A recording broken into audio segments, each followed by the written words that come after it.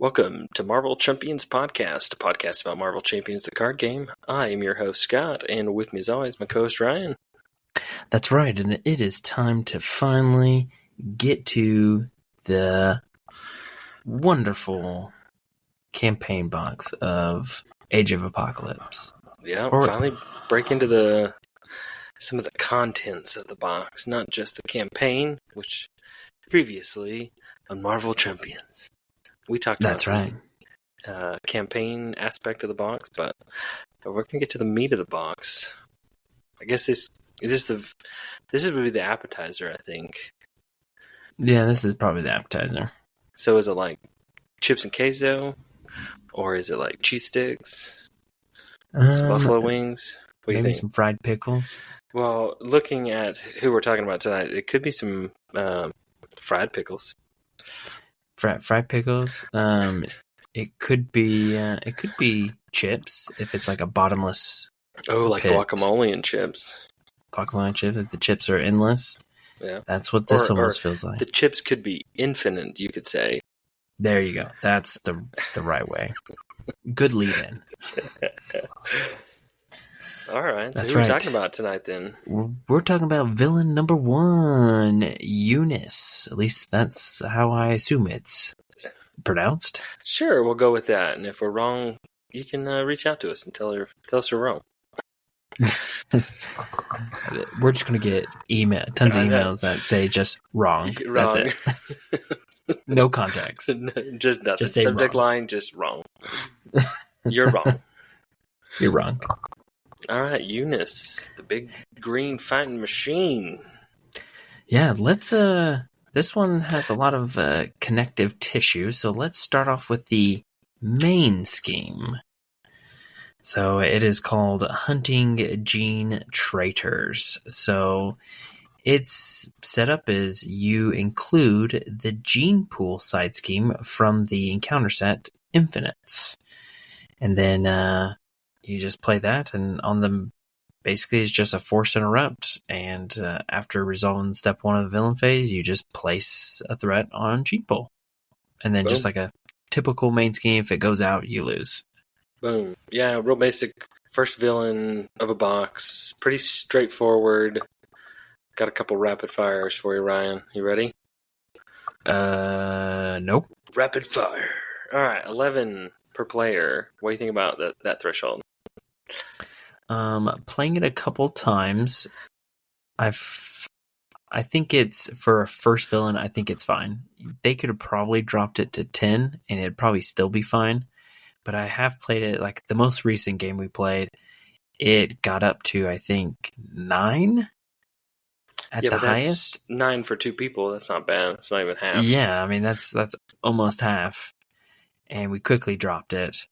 But I think we have played it where it got pretty high. I can't remember how, but I feel like it got a little higher because your focus is more on gene pool than the main scheme. So that was the point I was going to make, is I do kind of like it. It's a little bit higher because there is so much stuff going on with gene pool. True. You can kind of negate it for a little bit before it starts to creep on you. I think it's at a good spot, but I'm with you. Like if it was 1 less, I don't think it would be that much difference. All right. Yeah. Next question. What do you think about placing 1 threat on gene pool each villain phase? I thought it was fine. It just kind of helps move the focus of gene pool to progress forward. Yeah, I liked it too. It always made you like really think about how much you were leaving on gene pool, because you could add that 1 and be like, oh no, he's gonna get his 3. I don't know what you call his things. They're not really responses or interrupts or anything, but his additional abilities, his number 3 on gene pool ability, he gains that. So if you're looking to do any type of attacking on the villain phase, it does kind of factor into that. So yeah, I think in an expert mode, I think it could have an expert mode place 2 threat on gene pool.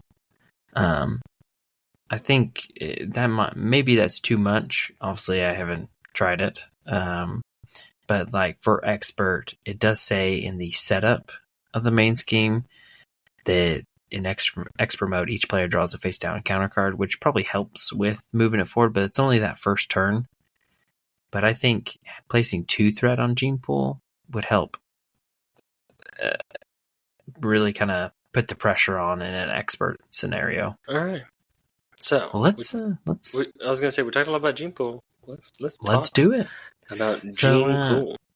So Scott, what do you think of Gene Pool? Well, I think it's pretty disgusting that there's just a giant pool with a bunch of dudes named Gene floating in there. Now, Gene Pool, different type of Gene. I like Gene. it. It's Gene. Geez, there's a bunch of Phoenix alter egos floating around the pool. It's JEAN pool. So, let's see. Permanent setup. I like whenever they get permanent and set up right on the cards. Just get it out there, get it set up.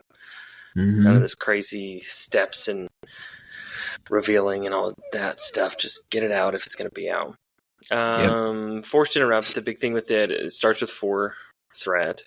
Forced interrupt after an ally is defeated by anything other than consequential damage. Place 3 threat here. So that's a lot to be placed, especially if you're someone who throws allies in front of every villain attack. If you chump block a whole bunch, I do like it that you have to kind of change the way you want to play.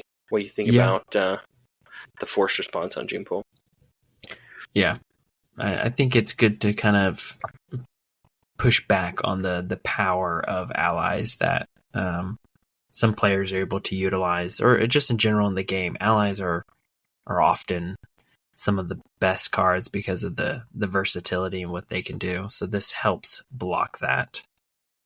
And I do like that it doesn't like limit you that you can't. It just really makes it a huge downside and consequence of doing it. So you can do it all day. It's just going to make Unus that much stronger and having to deal with him. Yeah. What do you think of the Infinite Soldier? There's 5 of them in the deck. There's tons. I like them. I like how they played with Gene Pool. If they have 3, they gain Quick Strike. If they have 6, they also Surge. If they have 9, they get additional hit points. So, and I assume all those are when they first appear. So, if you had 9 and they came out with 3 hit points, I'm assuming that you wouldn't take off 3 hit points if you dropped it below 9. That's a good question. When I've played it, I've always played it. It's whatever it is at the time of revealing, and then that's like set because he's not going to quick strike again, right? And he's not going to surge again.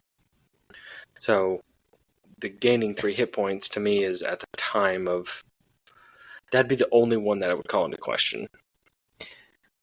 I do think that's a good question. My takeaway, let's see, the actual card reads, if the amount of threat on Gene Pool is at least the following, it gains the following. To me, I do feel like if you dropped it below 9 threat Gene Pool, that they would lose 3 hit points.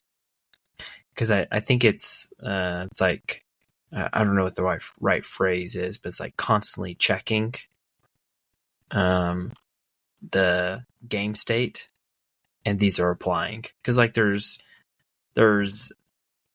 minions that have Quick Strike printed on it, or I guess Surge.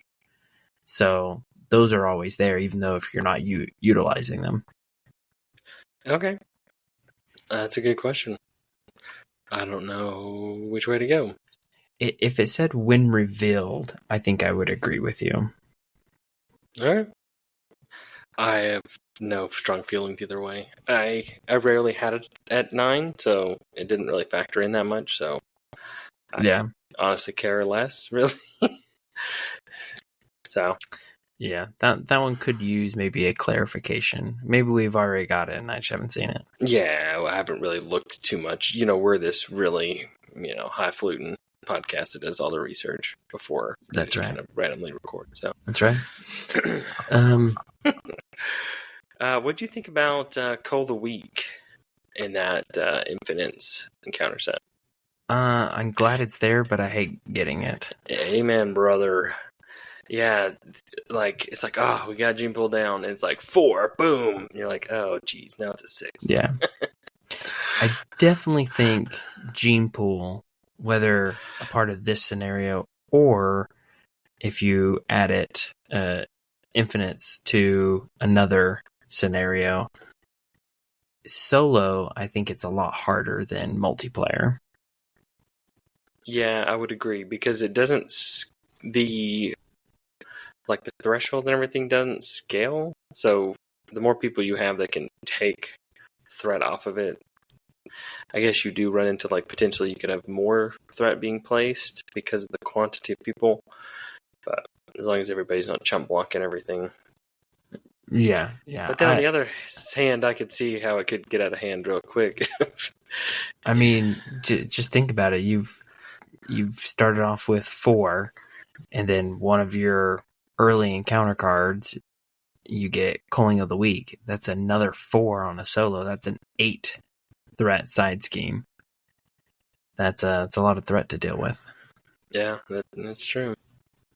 And if you're playing it with Unus, it's just going to go up every tick. Yeah. So it almost kind of pushes you. You got to play more of a justice or a strong thwarting hero than, say, let's throw down Valkyrie in aggression.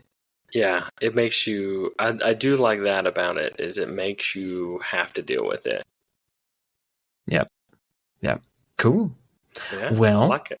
We've talked about the infinite soldiers and how, as Gene Pool has a certain amount of threat, they get bonuses. But let's talk about the actual villain that also gets bonuses from this encounter set. All right, so Unus 1 is a 1 scheme 2 attack. He's a prelate. All of his forms start with toughness, and then all of his gene pool numbers are all the same. So 3, he gains retaliate 1. 6, he gains stalwart. 9, he gains a amplify icon. Yep. So, and then I think he just goes up. Scheme is 2 in level 2, so he's a 2/2. And then level 3, he's a 2/3. And hit points are 12, 15, and 18. So, pretty standard. Yeah. I think he'd be a fun kind of a little bit more of an advanced beginner kind of scenario. Wait, you think he is more of an advance? Yeah, he's got a little more beginner going on. Yeah. Okay. I think he'd be good for somebody who had kind of maybe played a time or two, or maybe hadn't played in a little while, or someone who's played, other LCGs that didn't want to just come in and play like a Rhino. His villain turn's not too complicated. You do this, he attacks, and it's your standard attack and this, and he's not doing anything too crazy. But he's slightly more advanced than like a Rhino. You do have to kind of keep up on a couple things here and there. Yeah. The big interaction is between Gene Pool and just trying to manage that. And I like how he just benefits. If you can't thwart, he's just going to become super strong. And I think I've kind of gone back and forth, but I think ultimately I do like the fact that if Gene Pool just gets out of hand, you can just forget about it. It doesn't end the game if it has 100 threat by the end of the game. It just makes the villain Unus and those minions stronger. I mean, they're tough, and it's going to be tougher to fight, but you still can play. It's not going to end the game on you. Yeah. I guess there's a community challenge, right? See how much threat you can put on Gene Pool. There you go. Ooh. All right. Yeah, Unus is pretty straightforward as like a villain. I think the biggest thing for me is that number 3 thwart threshold. It just feels like he had retaliate 70% of the time, 60-70% of the time. Gene Pool was right there around like 2-3 for me most of the time.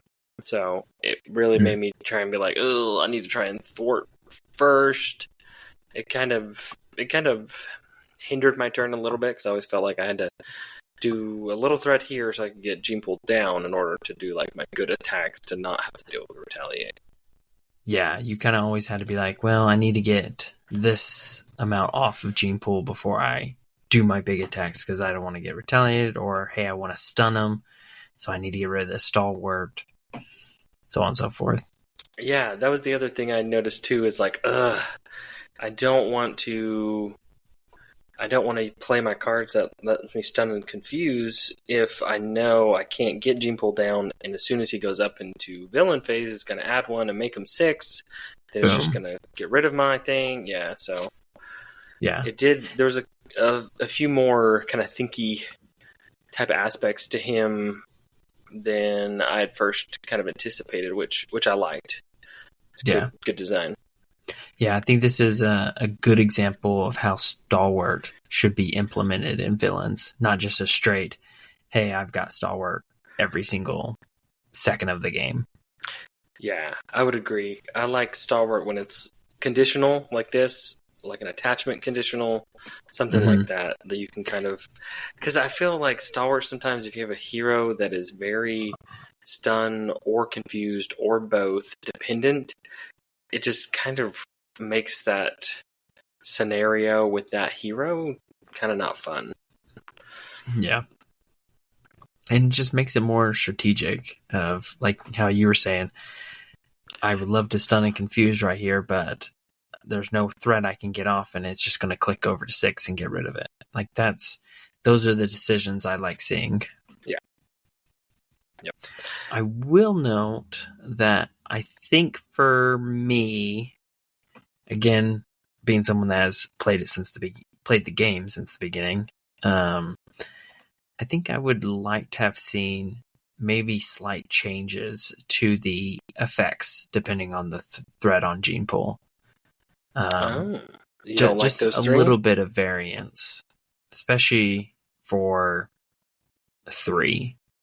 I think it all being the same makes sense because it is the first scenario, but I would love to have seen, like, if there's 9 threat, Unus also gains encounter card, or something like that. I was just about to say that, like, if his second stage was a hazard icon, I think that would have been better. Yeah, I think you could have done, like, instead of Stalwart, you could have done Steady for his like phase 1. Yeah. And then stage 2, Stalwart. Stage 3 could probably stay as Stalwart, I guess. Or, like I said, do different icons as the stages progress, making him tougher. Sure. You could do like Retaliate 2 for like... I guess you could do 3. Retaliate 2. Yeah. Yeah, I mean, you could do that. I think that's a small change. I don't think it would have really confused people because you should be reading the card anyways. Right. But I understand why it is the same. So it's not a complaint. It's just something that I think would have been nice as a experienced player. Okay, I can see that. All right, he does not have a ton of his encounter cards. He's got 14 cards, and 4 of those are, him and his main scheme. So really only has like 9 cards. Yeah, he's got kind of like 2 of everything. I guess he's got 3 attachments, but he's got 2 of the same attachments. He's got 2 of the same side schemes. He's got 2 of the same treacheries. He's got 2 of the same minions. Very, you could almost say he has 2 of a different attachment, but one's an attack and one's thwart version. Yeah, and then the other 2 are minion attachments. Oh yeah, those are minion attachments. Yeah. Good call. So while we're talking about those, I felt like those whiffed. They did for me a bunch. They didn't. I hate the villain. But when it's like boost, attach this card to infinite minion, that whiffed more times than it hit for us. And it just felt like, it did. That was, I guess I can't complain because it was nice to be like, whew, he's only, hit me for like 2. So. Yeah, I think this particular one, it should hit. I think it should have been something like attached to an infinite minion. Otherwise, search for a infinite minion and put it in play. Or just reveal another boost card or something if it whipped. The boost. Yeah, for the boost specifically is that one did miss. Yeah, if it does reveal, you do have the surge built into it. It has otherwise this card gains surge. Yeah, but I think boost is what whiffed. I noticed. Yeah, it should say attach this card to an infinite minion. If not, place 1 threat on Gene Pool. That would have been perfect. Yeah. Super basic. Yeah. Maybe they ran out of room. Could be on the text. I was going to say they have limited space, so I'm not going to fault them too much. But I think that would have been made that card just not whiff because I think we got both of them as boost cards and it was like, oh great, love it. Yeah, sweet. All right. Do you have one of his encounter cards that you want to talk about? I think I have 2 I want to talk about. I think I have 2, so we'll see if they're the same. All right.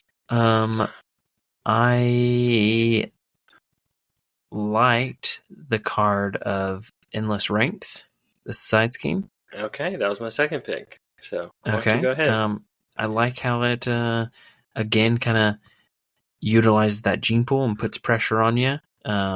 If you don't take care of it, it's going to make the main scheme go faster. If you do take care of it, gene pool's going up. So it's negative both ways. I think that's a solid side scheme for this scenario. And again, I think this adds to the fact that solo of this villain is a little bit harder than multiplayer. So I was going to point that out.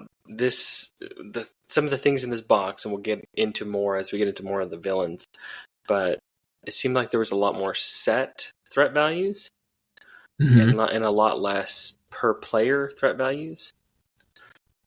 What do you think about those and your statement about solo versus playing as like a team? Or multiplayer, whatever the official term is. Yeah, I think when you have set threat rather than per player, it really kind of pushes solo to make sure they have a strong thwarting aspect to their whatever hero they're running. You're not going to be able to just pile. I mean, you could still try to pile drive through villains, but there can be some difficulty with it. Yeah, I like that one. It's one of those where it's like I don't one threat, adding on additional on the main scheme that has kind of a higher threshold isn't that big of a deal, and I don't really want to deal with more threat on gene pool by defeating it. So yeah, it makes you really weigh those decisions. I like that. Yeah. The second one that I liked was the Infinite Prelate. Okay. Was that your first? No. Okay. That was going to be my second because you took the Endless Ranks. Okay. Well, I'm glad I took both your seconds. Okay, thanks. I like Infinite Prelate because I like the idea of it continuing to build off that gene pool synergy. For that one, it's Unus activates against you, which really stinks. But I really like how it had the second part of it. If the amount of threat on gene pool is 3, give him a tough status. 6, heal him as well. And then 9, give Unus an additional boost card for this activation. I mean, it's not great to get this because I hate when they activate against you, but I really like the interaction of the gene pool. I think I would have loved to seen more of his encounter cards have this 3-6-9 gene pool interaction. Yeah, and I don't know if we pointed that out, but it's not like if there's 6, he only does number 6. He does everything from the highest value backwards. Correct. So yeah, so he's gonna, if you're at 9, he's getting tough status, he's healing, and he's getting an additional boost. Right. Yep. Which I like too. I like that variety that it can be, the game can play so different at any given moment of the game. Mm-hmm. Yeah. Yeah. It can escalate pretty quick on you. If, sure. On encounter. It's like if you got... I'm trying to think of a nasty combo. Okay, here you go. Let's, for some reason you get... What is it called? If, say you're playing 2-player, someone gets Culling the Weak, places 4th threat on the gene pool, it shoots it up, and then the other player gets Infinite Prelate. All of a sudden, now it's a lot higher. Now you're dealing with more stuff. Yeah. They can that's the kind of interactions that can happen. Combo and stack and yeah. Yeah. Which is, I mean, like I said, that's a design aspect of this scenario that I really like. Mm-hmm. All right. I guess I'll have my one, and then I'll pick a second one for fun. The one I liked, and it seemed like he would hit at like the worst times, was the Infinite Hunter. He's a 2 scheme, 3 attack, 4 health minion. But he has a when revealed that says deal 3 damage to an ally you control. Yes. And man, he killed so many of my allies, and it's like a double whammy, because not only does it get rid of an ally that you had, and like the one I was playing a deck and I had Psylocke out, the aggression ally, and I'd only used one of her counters, and I was ready, like, next turn, let's use the other one. Mm-hmm. And he killed her, so I didn't get to use that. And then because he killed her and it wasn't consequential damage, she put 3 threat on Gene Pool, which is the card's whole, what it wants to do, because there's not a lot of allies that can survive a 3 damage attack or whatever. That's pretty high damage to an ally. Yeah, probably 80-90% of your allies can't survive that. Yep. So I liked it. It hit when it hit.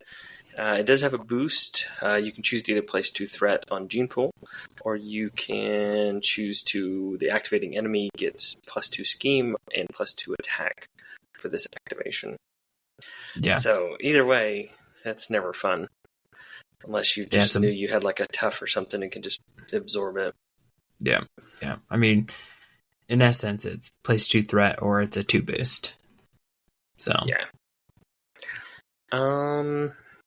I agree. I liked Infinite Hunter. I think he is one that probably should have been in the Infinite modular set, the but Infinites, yeah. It's a good addition to that whole gene pool. Yeah, I agree. All right, so I'm going to talk about his attack attachment. So he has his Prelate sidearm weapon. You attach it to Unus. Force response. After Unus attacks and defeats an ally, place 1 threat on Gene Pool.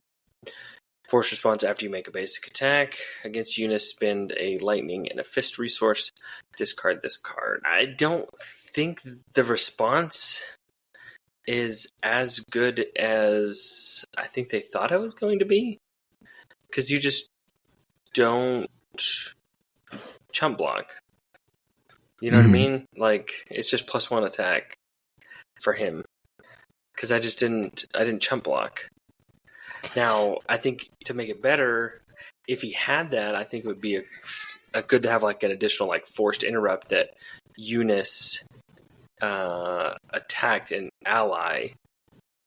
Like his attacks now forced you, or like either attacked an ally, and that would cause you to have to force to defend, or your ally would die, and then the whole gene pool, cascade would go off. Yeah, I think you could have, like you said, make it where he attacks an ally, and you have to choose: do I defend against it to protect the ally, or do I just let it go and then it goes up 3+1 now? Right. I think you could also, if you want to make it just a little simpler, you could also do just kind of like Magog. If he deals damage, put a threat on gene pool. Right. And that would have escalate the gene pool pretty quick. Yeah, I would agree. Yeah, I think the only one we didn't talk about is his +1 scheme, and his whole thing is after he schemes, he gets a tough status card. And yeah, he didn't scheme too much for us, so I don't know. To me, it's not that big of a deal, but tough, and especially with a hero that's not have a good way to pierce. I guess that could be frustrating. Yeah. Since it's got that retaliate and that toughness, they're trying to combo that, and it was fine. But they do, both of those attachments have 3 boosts, which was not very fun. Yeah, that is true. Yeah. I think we've talked about all the cards. I'm trying to think of any other additional questions that I have for this one, but it's a pretty straightforward one as a first scenario should be, according to that, though.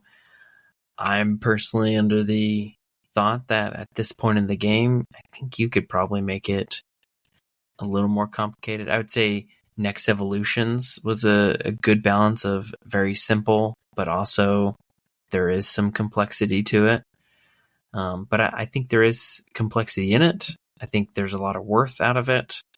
I think if you want to test solo your thwarting capability, I think this is a good one for that, because you're going to need it. Yep, you are going to need it. Yeah. So what's your final thoughts on Unus? I got one more question before we go to final thoughts. Oh, so goodness. We're going to go into right, gene pool real quick. Gene pool it is. 2 strategies. Do you let it creep and then do like a big amount to bring it back down of scheme and threat?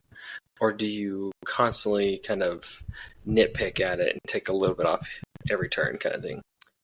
I generally try to get it as close to 0 as possible. I think that's one of the good things about gene pool, as it never goes away. Because it's that permanent, but you can drop it to 0. And so you can use some justice cards to that advantage, like Clear the area. Yes, thank you. It's one of my favorite cards. Clear the area. It's a great card for that, because as soon as you remove all the threat, you get the bonus, and you can just keep it low and just keep doing that. And that's a win. Yeah, you played that card and multitasking a whole bunch. And you played Bishop, and you played that one resource card that boosted the threat by 1. So it was a good little combo you did. Yeah, doing that on multitasking, making it a 3/3 was pretty sweet. Yeah, pretty good. It's like you played the game before. I must have. All right, final thoughts. I liked it. I liked some of the complexity. I liked how the game was dynamic, in that it could change in like the drop of a hat. It could be a totally different game, or at least feel that way. I didn't think he was too hard. Like, he didn't have too much health. I never really... Some of these higher, like 6 and 9 benefits of Unus, because I did try and keep gene pool down, I don't think they factored in as much as they could in any random game. Let's see what else. I think he had a good variety. He's definitely a heavy minion villain, which is fun, especially on heroes that have very minion themed decks. He'd be a good matchup for those. I don't think he was too tough. His stats are pretty kind of middle of the road. I liked him. Overall, I thought he was good. Good decision making. It made you kind of think through some things, change some strategy up, not play your typical chump block. I liked it. How about you? Yeah. I think I'm pretty close to where you are. I think overall, as a first scenario, I think it offers a lot of great stuff. It has great interactions with Gene Pool, and just how it just steps up in difficulty if you're not on top of threat. It's got good encounter cards. It's a solid first scenario, and I think that's always welcomed in a campaign box to have a good, fun, simple encounter. I agree. There's definitely some things I would love to see different as an experienced player, but I'm not going to hold that against it too much because it's trying to do a certain thing, and I respect that. So I do have a follow-up question that popped into my head for you. Okay. What are your thoughts on modular sets being so key to villains? It's a good question because we've had that talk before. I think one of the bigger ones that like stick out is like the Infinity Gauntlet. Mm-hmm.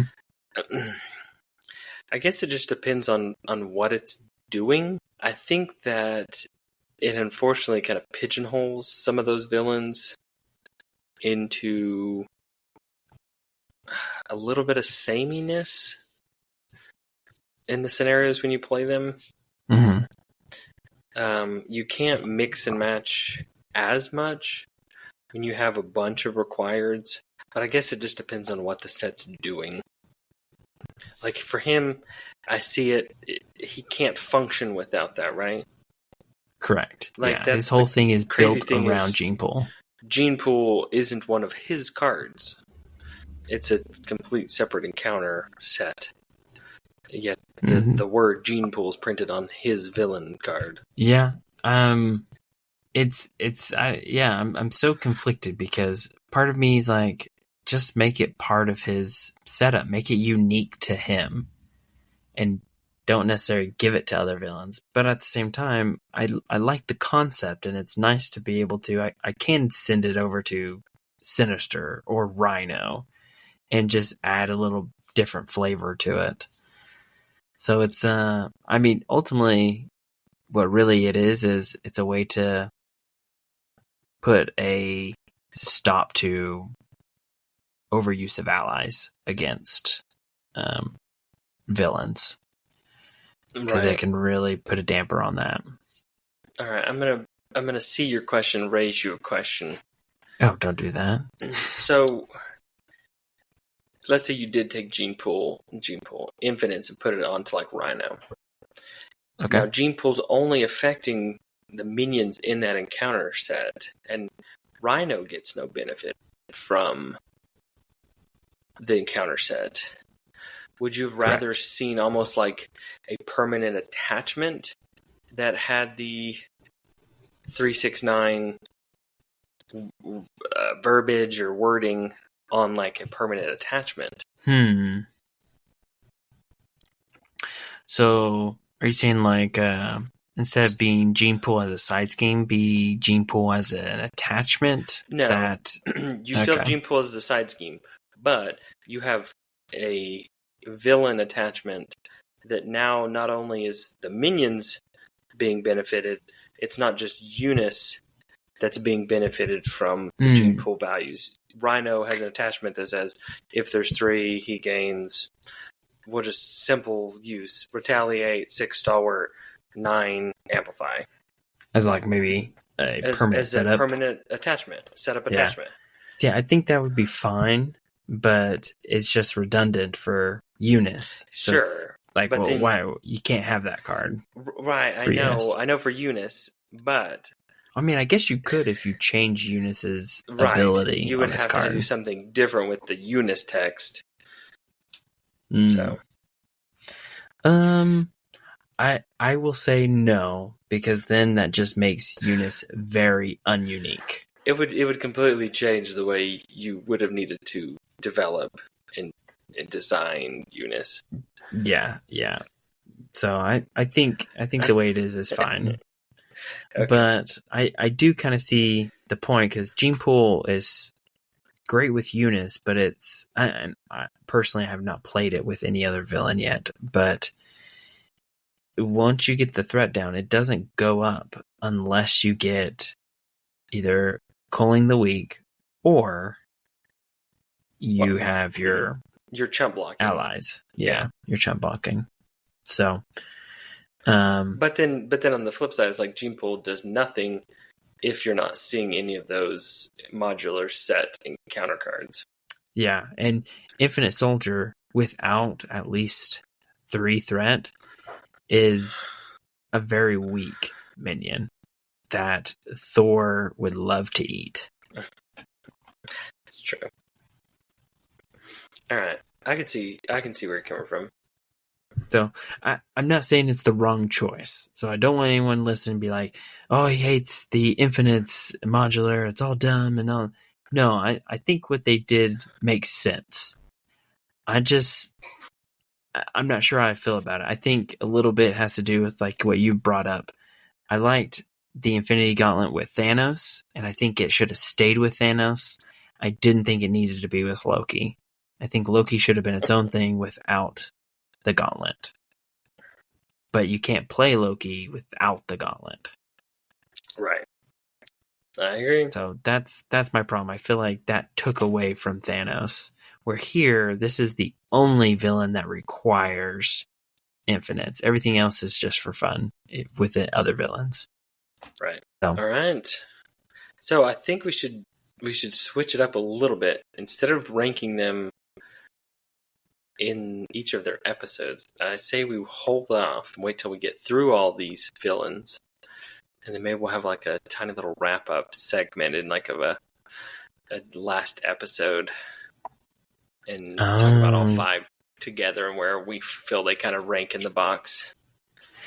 So what you're saying is this is going to be a to be continued. Dun dun dun. Next time. On the next episode of Marvel Champions. Yes. So right now he is 1 of 1. That's true. He's the best one that we've talked about so far. That's right. I don't know if that's a good thing or a bad thing, Ryan. Yep, who knows? But yeah, I think they did good. Good job. Good job. Way to have endless ranks attack us in the future. All right. Well, we want to hear what you think about Unus and your thoughts on Gene Pool and how it interacts with Unus, or if you think Unus is the best villain in the game or the worst.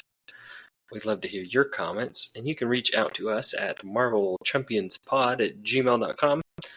We'd love to hear from you. And as always, if you want to go from a chump to a champ, listen to the Marvel Champions podcast. Thanks. Take that thread off of Gene Pool. Bye.